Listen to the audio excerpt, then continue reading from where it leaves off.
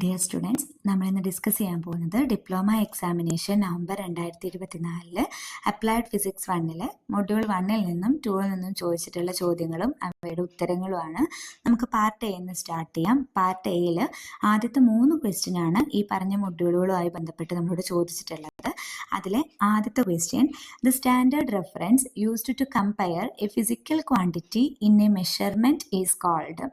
Unit ആണ് answer വരുന്നത് കേട്ടോ. രണ്ടാമത്തെ ചോദ്യം, dash is the SI unit of angular velocity. Angular വെലോസിറ്റിയുടെ SI യൂണിറ്റ് എന്താണെന്നാണ് ചോദ്യം ചോദിച്ചിട്ടുള്ളത്. റാഡ് പെർ സെക്കൻഡ് ആണ് കേട്ടോ. ആംഗുലാർ വെലോസിറ്റിയുടെ SI unit rad per second. ഇനി നമ്മളോട് ചോദിച്ചിട്ടുള്ളത് ആംഗുലാർ ആക്സിലറേഷൻ ആണെങ്കിലോ റാഡ് പെർ സെക്കൻഡ് സ്ക്വയർ ആണ്. Rad per second square.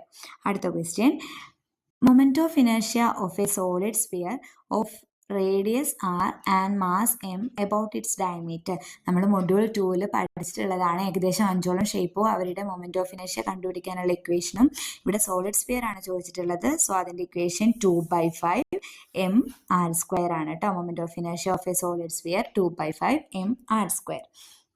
ഇത്രയും ചോദ്യങ്ങളാണ് പാർട്ട് എയിൽ ഈ പറഞ്ഞ മൊഡ്യൂളുകളിൽ നിന്ന് ചോദിച്ചിട്ടുള്ളത്. നമുക്ക് പാർട്ട് ബിയിലേക്ക് കിടക്കാം. പാർട്ട് ബിയിലെ ആദ്യത്തെ ക്വസ്റ്റ്യൻ, റൈറ്റ് ഡൗൺ ഇനി 6 fundamental quantities and their SI unit. ഏതെങ്കിലും 6 ഫണ്ടമെന്റൽ ക്വാണ്ടിറ്റീസും അതിന്റെ SI യൂണിറ്റും എഴുതാനാണ് പറഞ്ഞിട്ടുള്ളത്. നമ്മൾ 7 എണ്ണം പഠിച്ചിട്ടുണ്ട്. അതിലേതെങ്കിലും 6 എണ്ണം എഴുതാം. മാസ് നിന്ന് സ്റ്റാർട്ട് ചെയ്യുക, അല്ലെങ്കിൽ ലെങ്ത് നിന്ന് സ്റ്റാർട്ട് ചെയ്യുക. ലെങ്ത്തിന്റെ SI യൂണിറ്റ് എന്താ? ലെങ്ത്തിന്റെ SI യൂണിറ്റ് മീറ്റർ ആണല്ലേ. ലെങ്ത്തിന്റെ SI യൂണിറ്റ് മീറ്റർ. പിന്നെ നമുക്ക് വേറൊന്ന് എന്ത് എഴുതാം? മാസ് എഴുതിക്കൂടെ? മാസിന്റെ SI unit kilogram. പിന്നെ നമുക്ക് അടുത്തതായിട്ട് എന്ത് കൊടുക്കാം? ടൈം കൊടുക്കാം അല്ലെ. ടൈമിന്റെ SI യൂണിറ്റ് സെക്കൻഡ്. പിന്നെ നമുക്ക് എന്ത് എഴുതാം? ടെമ്പറേച്ചർ കൊടുക്കാം. ടെമ്പറേച്ചറിന്റെ SI യൂണിറ്റ് കെൽവിൻ. പിന്നെന്താ എഴുതേണ്ടത്? പിന്നെ നമുക്ക് ഇലക്ട്രിക് കറണ്ട് എഴുതാം അല്ലെ. കറണ്ടിന്റെ SI യൂണിറ്റ് എന്താണ്? ആംപിയർ ആണ്. ഇലക്ട്രിക് കറണ്ടിന്റെ SI യൂണിറ്റ് ആംപിയർ ആണ്. ഇതിപ്പോ എത്രണ്ണായി? 5 നമുക്ക് ഒരെണ്ണം കൂടി ആയിട്ട് ലുമിനസ് ഇന്റൻസിറ്റി കൊടുക്കാം അല്ലെ. ലുമിനസ് ഇന്റൻസിറ്റിയുടെ SI യൂണിറ്റ് കാൻഡില. ലുമിനസ് ഇന്റൻസിറ്റിയുടെ SI യൂണിറ്റ് കാൻഡില. ഇങ്ങനെ നമ്മൾ 7 എണ്ണം പഠിച്ചിട്ടുണ്ട്. ഈ 7 എണ്ണത്തിൽ ഏതെങ്കിലും 6 എണ്ണമാണ് നമ്മളോട് ഇപ്പോൾ എഴുതാൻ പറഞ്ഞിട്ടുള്ളത്. നന്നായി നോക്കുക. മാസിന്റെ SI യൂണിറ്റ് കിലോഗ്രാം ആണ്. ലെങ്ത്തിന്റെ SI യൂണിറ്റ് മീറ്റർ ആണ്. ടൈമിൻ്റെത് സെക്കൻഡ് ആണ്. Current ampere. Luminous intensity candela. Amount of substance mole. Temperature kelvin. ഈ 7 എണ്ണം പഠിച്ചു വെക്കുക കേട്ടോ. ഇത്തവണ നമ്മളോട് ചോദിച്ചിട്ടുള്ളത് 6 എണ്ണാണെന്ന് മാത്രം. ഇനി നമുക്ക് പാർട്ട് ബിയിലെ അടുത്ത ക്വസ്റ്റ്യൻ ഈ മൊഡ്യൂളുമായിട്ട് ബന്ധപ്പെട്ട് വന്നിട്ടുള്ളത് എന്താന്ന് നോക്കാം. State and explain newton second law of motion. ന്യൂട്ടന്റെ രണ്ടാം ചലന നിയമം സ്റ്റേറ്റ് ചെയ്യാനും എക്സ്പ്ലെയിൻ ചെയ്യാനുമാണ് പറഞ്ഞിട്ടുള്ളത്. അതിന്റെ ആൻസർ എങ്ങനെ എഴുതണമെന്ന് നോക്കാം. Newton second law of motion കേട്ടോ. ന്യൂട്ടന്റെ രണ്ടാം ചലന നിയമം. ഈ 3 ചലന നിയമങ്ങളും ഇമ്പോർട്ടൻ്റ് ആണ്. ഓരോ വർഷം ഓരോന്ന് എന്ന നിലയ്ക്ക് റിപ്പീറ്റഡ് ആയിട്ട് എക്സാമിന് ചോദിച്ചിട്ടുള്ളതാണ്. സോ നന്നായിട്ട് വായിക്കുക. Newton second law of motion States that the force acting on an object is equal to the rate of change of its momentum. Force is equal to the rate of change of momentum. F is equal to ma. ഇതിൽ F force ആണ്, M mass ആണ്, A acceleration ആണ്. ഇനി നമുക്ക് part ബിയിലെ അടുത്ത ചോദ്യത്തിലേക്ക് കടക്കാം. If ice on the polar caps of the earth melts, how will it affect the duration of the day? നമ്മുടെ ഭൂമിയുടെ പോളാർ ക്യാപ്സിൽ ഐസ് മെൽറ്റ് ആവുകയാണെന്നുണ്ടെങ്കിൽ അത് നമ്മുടെ ഒരു ദിവസത്തിന്റെ ഡ്യൂറേഷനെ എങ്ങനെ സ്വാധീനിക്കുന്നു എന്നാണ് ചോദ്യം ചോദിച്ചിട്ടുള്ളത് കേട്ടോ. അതിന്റെ ഉത്തരം എങ്ങനെ എഴുതേണ്ടതെന്ന് നോക്കാം. If ice melt on the polar caps of the earth, ഇപ്പൊ നമ്മുടെ ഭൂമിയുടെ പോളാർ ക്യാപ്സിലുള്ള ഐസ് മെൽറ്റ് ആവുകയാണെന്നുണ്ടെങ്കിൽ ഭൂമിയുടെ മൊമെന്റ് ഓഫ് ഇനേർഷ്യ ഇൻക്രീസ് ചെയ്യും. Law of conservation of angular momentum പ്രകാരം ആംഗുലാർ വെലോസിറ്റി ഡിക്രീസ് ചെയ്യും. അതിന്റെ ഫലമായിട്ട് ഡ്യൂറേഷൻ ഓഫ് ദി ഡേ എന്ത് ചെയ്യും? ഇൻക്രീസ് ചെയ്യും. ഒന്നുകൂടെ പറയാം, ശ്രദ്ധിച്ച് കേൾക്കുക കേട്ടോ. നമ്മുടെ ഭൂമിയുടെ പോളാർ ക്യാപ്സിലെ ഐസ് മെൽറ്റ് ആവുകയാണെന്നുണ്ടെങ്കിൽ ഭൂമിയുടെ മൊമെന്റ് ഓഫ് ഇനേർഷ്യ ഇൻക്രീസ് ചെയ്യും. അതിന്റെ ഫലമായിട്ട് ആംഗുലാർ വെലോസിറ്റി ഡിക്രീസ് ചെയ്യും. So duration of the day എന്ത് ചെയ്യും? ഇൻക്രീസ് ചെയ്യും. Moment of the day duration of the day increase ചെയ്യും. Moment of inertia increases, angular velocity decreases. So duration of the day increases. നന്നായിട്ട് നോക്കുക കേട്ടോ. അടുത്തത് ഈ ഒരു മൊഡ്യൂളുമായി ബന്ധപ്പെട്ട് നമ്മളോട് ചോദിച്ചിട്ടുള്ളത് അടുത്ത question, derive the relation between linear and angular velocity. ക്ലാസ്സിൽ നമ്മൾ ഒരുപാട് തവണ ഡിസ്കസ് ചെയ്തിട്ടുള്ള ഒരു ചോദ്യമാണ് അത് കേട്ടോ. സോ ശ്രദ്ധിച്ച് പഠിക്കുക. നോക്കുക. ആംഗുലാർ ആൻഡ് ലീനിയർ വെലോസിറ്റി തമ്മിലുള്ള റിലേഷനാണ് നമ്മളോട് ചോദിച്ചിട്ടുള്ളത്. സോ നമ്മൾ theta equal to S by R എന്നുള്ള ഇക്വേഷനിൽ സ്റ്റാർട്ട് ചെയ്യുക. Theta equal to S by R ആണ്. ഇവിടെ നിന്ന് എനിക്ക് എസ്സിന് ഒരു ഇക്വേഷൻ വേണം. So S is equal to ഈ ആറിന് ഇപ്പുറം കൊണ്ടുപോയാൽ പോരെ. അപ്പം എന്താ കിട്ടുക? S is equal to R theta. അവിടെ നിൽക്കട്ടെ. ഇനി നമുക്ക് വെലോസിറ്റിയുടെ ഇക്വേഷൻ അറിയാം. വെലോസിറ്റി ഡിസ്പ്ലേസ്മെന്റ് ബൈ ടൈം ആണ് അല്ലേ. So S by T V equal to S by T. ഇവിടെ ഒരു എസ് ഉണ്ട്, ഇവിടെ ഒരു എസ് ഉണ്ട്. ഇത് രണ്ടും ഈക്വൽ അല്ലേ. സോ ഈ എസിന്റെ സ്ഥാനത്ത് എനിക്ക് എന്ത് സബ്സ്റ്റിറ്റ്യൂട്ട് ചെയ്യാം? ആർ തീറ്റ എന്ന് കൊടുത്തൂടെ. അപ്പൊ ഇക്വേഷൻ എങ്ങനെ മാറും? V equal to R theta divided by T. V equal to R theta divided by T. ഇനി ഈ തീറ്റ ബൈ ടി എന്ന് പറഞ്ഞാൽ നമുക്കറിയാം എന്താണ്? ഒമേഗയാണ്. തീറ്റ ബൈ ടി എന്ന് പറഞ്ഞാൽ ഒമേഗയാണ്. അപ്പൊ ആ ഇക്വേഷൻ നമുക്ക് എങ്ങനെ മാറ്റി എഴുതാം? Theta by T equal to omega എന്ന് പറയുമ്പോൾ സോ വി ഈക്വൽ ടു ബാക്കി ഇവിടെ എന്താ ഉള്ളത്? ഒരു ആർ ഉണ്ട്. പിന്നെ തീറ്റ ബൈ ടിക്ക് പകരം എന്ത് കൊടുക്കുക? ഒമേഗ കൊടുക്കുക. അപ്പൊ ഇക്വേഷൻ എങ്ങനെ വരും? V equal to R omega. V equal to R omega. നന്നായിട്ട് നോക്കാട്ടോ ആ ഡെറിവേഷൻ. അപ്പൊ ഇത്രയും ക്വസ്റ്റ്യൻസ് ആണ് പാർട്ട് ബിയിലെ ഈ 2 മൊഡ്യൂളിൽ നിന്നും ചോദിച്ചിട്ടുള്ളത്. ഇനി നമുക്ക് പാർട്ട് സിയിലെ ആദ്യത്തെ ചോദ്യത്തിലേക്ക് കടക്കാം. എല്ലാ തവണയും ചോദിക്കാറുള്ളത് പോലെ തന്നെ ഇത്തവണയും പാർട്ട് സി എറർ എന്നൊരു ക്വസ്റ്റ്യൻ എന്നാണ് തുടങ്ങിയിട്ടുള്ളത്. ചോദ്യം എങ്ങനെയാണ്?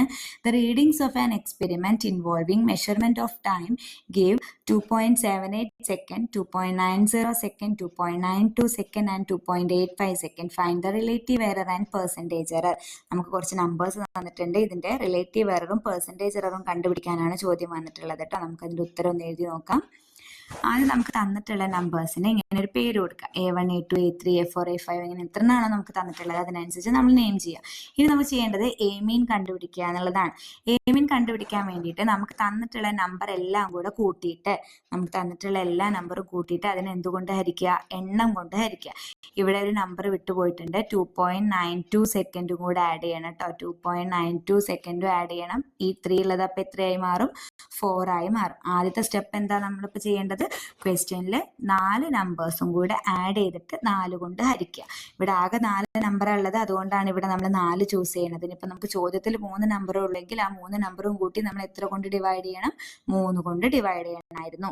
ഇനി നമ്മൾ ചെയ്യേണ്ടത് എന്താണ്? Delta A1, delta A2, delta A3, delta A4 വരെ കണ്ടുപിടിക്കണം. ക്വസ്റ്റ്യനിൽ 4 നമ്പർ ആയതുകൊണ്ടാണ് A4 വരെ കേട്ടോ. ഇപ്പൊ ഡെൽറ്റ A1 എങ്ങനെയാണ് കണ്ടുപിടിക്കുക? A1 മൈനസ് എ മീൻ. ഇവിടെ A1 എത്ര? 2.78 സെക്കൻഡ് ആണ്. അതിന്ന് എ മീൻ ഈ 4 നമ്പറും കൂട്ടി 4 കൊണ്ട് ഹരിച്ചപ്പോൾ നമുക്ക് എത്ര കിട്ടി? 2.86 കിട്ടി. അത് ചെയ്യുമ്പോൾ 0.08. അടുത്തത് A2 എങ്ങനെയാണ് കണ്ടുപിടിക്കുക? ഡെൽറ്റ A2 എങ്ങനെയാണ് കണ്ടുപിടിക്കുക? 2.90 എന്ത് മൈനസ് ചെയ്യുക? 2.86 മൈനസ് ചെയ്യുക. അപ്പം നമുക്ക് 0.04 കിട്ടും. അടുത്തത് ഡെൽറ്റ A3 എങ്ങനെയാണ് കണ്ടുപിടിക്കുക? A3 minus A mean. A3 എത്രയാണ് ക്വസ്റ്റ്യനിൽ? 2.85 മൈനസ് എ മീൻ എത്രയാ ക്വസ്റ്റ്യനിൽ? 2.86. ഇപ്പം നമ്മൾ നേരത്തെ കണ്ടുപിടിച്ചതാണ് കേട്ടോ. അത് ചെയ്യുമ്പോൾ 0.01. ഇനി അടുത്തത് ഡെൽറ്റ A4 എങ്ങനെ കണ്ടുപിടിക്കും? ക്വസ്റ്റ്യനിൽ A4 എത്രയാ? 2.92 മൈനസ് എ മീൻ എത്രയാണ് കിട്ടിയേ? 2.86. അത് കുറയ്ക്കുമ്പോൾ 0.06. അടുത്ത സ്റ്റെപ്പ് ഡെൽറ്റ എ മീൻ കണ്ടുപിടിക്കണം. ഡെൽറ്റ എ മീൻ കണ്ടുപിടിക്കാൻ വേണ്ടിയിട്ട് നമുക്ക് തന്നിട്ടുള്ള ഇപ്പം നമ്മൾ ഈ കിട്ടിയിട്ടുള്ള 4 നമ്പർ ഇല്ലേ, ആ 4 നമ്പറും കൂടെ കൂട്ടിയിട്ട് എത്ര കൊണ്ട് ഡിവൈഡ് ചെയ്യുക? 4 കൊണ്ട് ഡിവൈഡ് ചെയ്യുക. എന്തിനാണ് നമ്മളിവിടെ 4 ചൂസ് ചെയ്തത്? ആകെ മൊത്തം 4 നമ്പറാണുള്ളത്. അത് ചെയ്യുമ്പോൾ നമുക്ക് 0.04 എന്ന ആൻസർ കിട്ടും. ഇനി അടുത്ത സ്റ്റെപ്പ് റിലേറ്റീവ് എറർ കണ്ടുപിടിക്കാനാണ്. Delta A mean by A mean ആണ്. ഡെൽറ്റ എ മീൻ നമുക്കിപ്പോൾ ഇവിടെ എത്ര കിട്ടി? 0.04 എന്ന് കിട്ടി. ഡെൽറ്റ എ മീൻ നമുക്കിപ്പോൾ എത്ര കിട്ടി? 0.04 ഡിവൈഡഡ് ബൈ എ മീൻ അല്ലെ ഇക്വേഷൻ. എ മീൻ എത്ര കിട്ടി? 2.86. അത് രണ്ടും കൂടെ ഡിവൈഡ് ചെയ്യുക. അപ്പൊ നമുക്ക് എന്ത് കിട്ടും? 0.01 എന്നൊരു ആൻസർ കിട്ടും. ഇനി പെർസെൻറ്റേജ് എറർ കാണാൻ ഈ കിട്ടിയ 0.01നെ എത്ര കൊണ്ട് ഇൻറ്റു ചെയ്യുക? 100 കൊണ്ട് ഇൻറ്റു ചെയ്യുക. അപ്പോൾ 1.47 ആൻസർ വരും കേട്ടോ.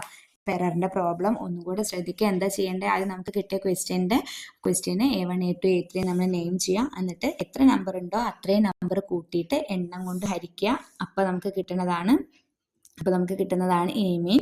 എന്നിട്ട് നമുക്ക് ചെയ്യേണ്ടത് ക്വസ്റ്റ്യനിൽ തന്നിട്ടുള്ള ഓരോ നമ്പറിന്നും ഈ പറഞ്ഞിട്ടുള്ള എ മീൻ എന്ത് ചെയ്യുക? കുറച്ച് വെക്കുക. അപ്പം നമുക്ക് വീണ്ടും കുറച്ച് നമ്പേഴ്സ് കിട്ടും. ആ കിട്ടിയ നമ്പേഴ്സിനെ എല്ലാം കൂടെ ചേർത്ത് അതിൻ്റെ എണ്ണം കൊണ്ട് ഹരിക്കുക. 4 നമ്പർ ആയതുകൊണ്ട് 4 ചൂസ് ചെയ്തു. 5 ആണെങ്കിൽ 5 എടുക്കണമായിരുന്നു. ഇനി നമ്മൾ അടുത്ത സ്റ്റെപ്പായിട്ട് ചെയ്യേണ്ടത് ഇവിടെ നമുക്ക് കിട്ടിയ എ മീനും ആദ്യം നമുക്ക് കിട്ടിയിട്ടുള്ള മീൻ വാല്യൂം തമ്മിൽ എന്ത് ചെയ്യുക? ഡിവൈഡ് ചെയ്യുക. എന്നിട്ട് കിട്ടുന്ന ഉത്തരത്തിനെ 100 കൊണ്ട് ഗുണിക്കുക കേട്ടോ. ഇത്രയും ചെയ്താൽ നമുക്ക് പെർസെൻറ്റേജ് എറർ കിട്ടും. ഇനി പാർട്ട് സിയിൽ ഈ എററിന്റെ ക്വസ്റ്റ്യന് ഓർ ക്വസ്റ്റ്യൻ വന്നിട്ടുള്ളത് ഇതാണ്. Prove principle of conservation of linear momentum using Newton's second law and third law in the case of collision of two bodies. ഇതും നമ്മൾ ക്ലാസ്സിൽ ഒരുപാട് തവണ ഡിസ്കസ് ചെയ്തിട്ടുള്ള ചോദ്യമാണ് കേട്ടോ, law of conservation of momentum. So നന്നായിട്ട് പഠിക്കുക law of conservation of momentum. എങ്ങനെ നമുക്ക് ചെയ്യണേ നോക്കാം. രണ്ട് ബോളുകളാണ് ഈ രണ്ട് ബോളുകൾ. ഇതിൽ ആദ്യത്തെ മാസ്, ഈ ബോളിന്റെ മാസ് m1 ആണ്, ഈ ബോളിന്റെ മാസ് m2 ആണ് കേട്ടോ. രണ്ട് ബോളുകൾ, ആദ്യത്തെ വെലോസിറ്റി u1 u2, കൊളീഷന് ശേഷം അത് v1 v2 ആയി. ഈ ഒരു പോർഷൻ കാണിക്കുന്നത് കൊളീഷനെയാണ്. ഇനി നമുക്ക് അതിന്റെ ആൻസർ എങ്ങനെയാണ് എഴുതേണ്ടതെന്ന് നോക്കാം. ആദ്യം F12 എന്ന് പറഞ്ഞാൽ എന്താ? ഫോഴ്സ് ഓൺ ആദ്യത്തെ ഒബ്ജക്റ്റിന്റെ മേലെ രണ്ടാമത്തെ ഒബ്ജക്റ്റ് ഉണ്ടാക്കുന്ന ഫോഴ്സ്, ഒന്നാമത്തെ വസ്തുവിന്റെ മേലെ രണ്ടാമത്തെ വസ്തു കൊടുക്കുന്ന force. F12 equal to equation എന്താ വരുന്നത്? m1 v1 minus m1 u1 by m1 v1 minus m1 u1 by T. നമുക്ക് നോക്കാം. F12 equal to m1 v1 minus m1 u1 by T. m1 v1 minus m1 u1 by T. ഇങ്ങനെയാണെങ്കിൽ F21 നമ്മൾ എങ്ങനെ എഴുതാം? F21 equal to ഈ 1 ഉള്ളിടത്തൊക്കെ എന്താക്കി കൊടുക്കുക? 2 ആക്കി കൊടുക്കുക. അപ്പോൾ ഇക്വേഷൻ എങ്ങനെ മാറും? m2 v2 minus m2 u2 by T. m2 v2 minus m2 u2 by T. ഇനി നമുക്കറിയാം Newton third law of motion പ്രകാരം F12 equal to negative of F21 ആണ്. ഇനി F12ന്റെ സ്ഥാനത്ത് നമുക്ക് ഈ ഒരു ഭാഗത്തേക്ക് വരാം. അപ്പം നമ്മൾ ഇത്രയും ചെയ്തിട്ട് F12 equal to negative of F21 ആണ്. ഇനി F12ന്റെ സ്ഥാനത്ത് ഈ ഇക്വേഷൻ കൊടുക്കുക, F21ന്റെ സ്ഥാനത്ത് ഈ ഇക്വേഷനും കൊടുക്കുക. അപ്പോൾ m1 v1 ഈ സ്റ്റെപ്പ് അങ്ങനെ വരുന്നതാണ് കേട്ടോ. m1 v1 minus m1 u1 by T equal to negative of, ഇവിടെ നെഗറ്റീവ് ഉണ്ട്, m2 v2 minus m2 u2 by T. ഇനി രണ്ട് സൈഡിലും ടി ഉള്ളതുകൊണ്ട് ടിയും ക്യാൻസലായി. എന്നിട്ട് ബാക്കിയുള്ളത് മാത്രം എടുത്തെഴുതുക. അതിൽ യു ഒക്കെ ഒരു സൈഡിലും വി ഒക്കെ ഒരു സൈഡിലും ആക്കി മാറ്റി എഴുതാം കേട്ടോ.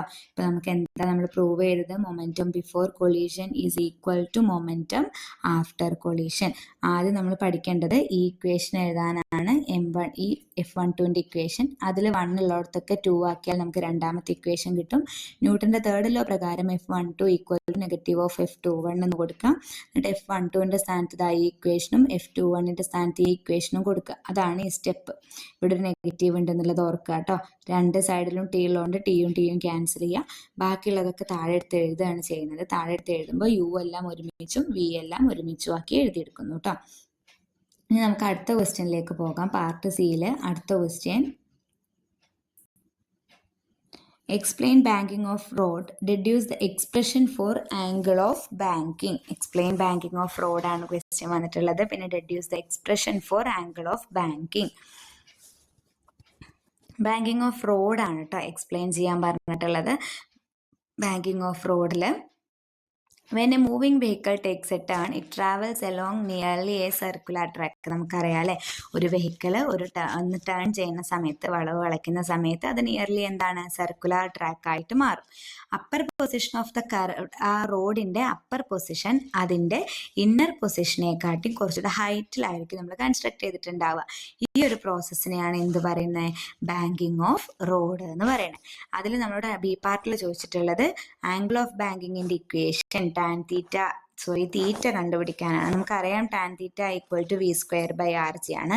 ഇവിടെ നമുക്ക് തീറ്റ എങ്ങനെ കിട്ടും? ടാനിനെ ഇപ്പുറം കൊണ്ടുവന്നാൽ പോരെ. അപ്പൊ എന്ത് വരും? Theta equal to tan inverse V square divided by R G. ഇതിൽ വി സ്പീഡാണ്, ആർ റേഡിയസ് ആണ്, ജിയുടെ വാല്യൂ നമുക്കറിയാം 9.8 മീറ്റർ പെർ സെക്കൻഡ് സ്ക്വയർ ആണ്. ഇനി നമുക്ക് പാർട്ട് സിയിലെ അടുത്ത ക്വസ്റ്റ്യനിലേക്ക് പോകാം. Explain the term moment of inertia, state and explain theorems of moment of inertia, അല്ലെങ്കിൽ പാരലൽ ആക്സിസ് തിയറും പെർപെൻഡിക്കുലർ ആക്സിസ് തിയറും. അതാണ് ചോദ്യം വന്നിട്ടുള്ളത് കേട്ടോ. നമുക്ക് ആൻസറിലേക്ക് പോകാം. മൊമെന്റ് ഓഫ് ഇനേർഷ്യ എന്ന് പറഞ്ഞാൽ എന്താ? It is the product of mass and square of the distance. Mass എമ്മും square of the distance R square. അങ്ങനെയാണ് ഐ ഈക്വൽ ടു എന്ത് വരുന്നത്? എം ആർ സ്ക്വയർ വരുന്നത്. അതിന്റെ യൂണിറ്റ്, മാസിന്റെ യൂണിറ്റ് എന്താ? കിലോഗ്രാം. റേഡിയസ് എന്ന് പറഞ്ഞാൽ ലെങ്ത് അല്ലേ, അതിന്റെ unit metre, so metre square. അപ്പൊ മൊമെന്റ് ഓഫ് ഇനർഷ്യ എന്താണെന്ന് ചോദിച്ചാൽ നമ്മൾ എന്താ പറയേണ്ടത്? It is the product of mass and square of the distance. Moment of inertia is the product of mass and square of the distance. ഇനി രണ്ട് തിയറങ്ങൾ, parallel axis തിയറും പെർപെൻഡിക്കുലർ ആക്സിസ് തിയറും എക്സ്പ്ലെയിൻ ചെയ്യാൻ നമ്മളോട് പറഞ്ഞിട്ടുണ്ട്. Parallel axis theorem states that the moment of inertia of any rigid body about a given axis is equal to the sum of its moment of inertia about a perpendicular axis passing through the center of gravity and the product of the mass of the body and its square of the distance between the axis.